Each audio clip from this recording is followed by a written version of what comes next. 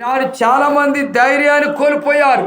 ఈ వరదలను బట్టి, ఈ తుఫానులను బట్టి, ఈ అలజడలను బట్టి, మరి చెడువాసనలు వచ్చుడు ద్వారా బురదలో ఉన్న ప్రజలు ఏమండి, నీటిపైన ఉన్న ప్రజలు అనేక శవాలు కొట్టుకొచ్చుడు ద్వారా పశువులు చనిపోతున్న సమయాల్లో ఆ వాసన వచ్చుట ద్వారా చాలామంది రోగాలతో ఉన్నారు, వ్యాధులతో ఉన్నారు, కరువులతో ఉన్నారు.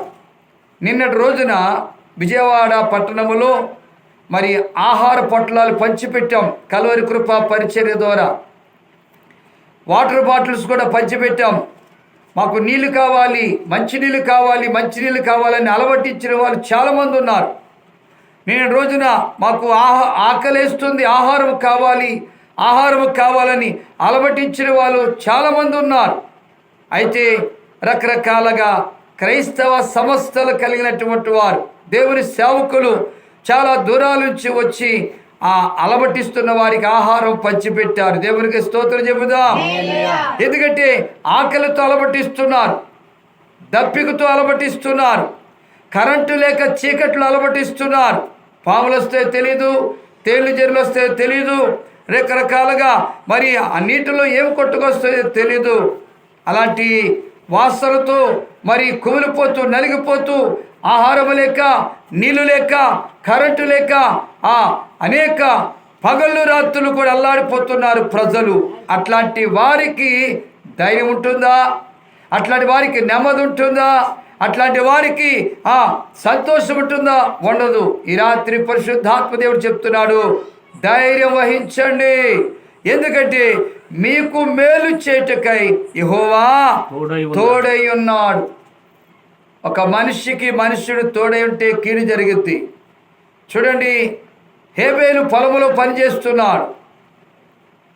హేబేలు పొలములో గొర్రెలు కాస్తూ పనిచేస్తున్న సమయాలలో మరి కయ్యూను కూడా వచ్చాడు. అన్నే కదా అనుకున్నాడు. అన్న ఏం చేశాడు? కీడు చేశాడు. అన్న కీడు చేశాడు. మనిషికి కీడు చేస్తాడు. మనం అనుకుంటాం మా కులస్తులు తోడుగా ఉన్నారు, మా బంధువులు తోడుగా ఉన్నారు, మా తోబుట్టులు తోడుగా ఉన్నారు, వాళ్ళున్నారు, వీళ్ళున్నారు, రాజకీయ నాయకులు తోడుగా ఉన్నారు అనుకుంటాం. ప్రతి మనుషుడు కూడా మోసం చేస్తూనే ఉన్నాడు, కీడు చేస్తూనే ఉన్నాడు, ద్రోహం చేస్తూనే ఉన్నాడు. కానీ ఈ రాత్రి ఆత్మదేవుడు చెప్తున్న మాట ఏమిటంటే, ధైర్యం వహించండి, ఎందుకంటే మీకు మేలు చేయటానికి యెహోవా మీకు తోడై ఉన్నాడు. దేవునికి స్తోత్రం చెబుదాం. హల్లెలూయా. అక్కడున్న లేవీలు కానీ, అక్కడున్నటువంటి ప్రతి ఒక్కరికి ఈ మాట చెబుతున్న ఆ సత్యం ఏమిటంటే, ధైర్యం వహించండి అయ్యా. ఈ రాత్రి ఈ కుటుంబీకులకు, ఈ ప్రార్థనకు వచ్చిన ప్రతి ఒక్కరికి జీవం కలిగి దేవుడు తెలియజేసేది ఏమిటంటే, ఎన్ని వరదలు వచ్చినా, ఎన్ని తుఫానులు వచ్చినా, పంట నష్టం పోయినా, కరువులు వచ్చినా, కష్టాలు వచ్చినా, శ్రమలు వచ్చినా, శోధనలు వచ్చినా, మీరు విశ్వాసంతో ప్రార్థిస్తే, భయం కలిగి భక్తి కలిగి జీవిస్తే, అట్టి వారికి చెప్తున్న మాట ఏమిటంటే, ధైర్యం వహించండి. కష్టాలు పోతాయి, శ్రమలు పోతాయి, బాధలు పోతాయి, ఇబ్బందులు పోతాయి, సమస్యలు పోతాయి.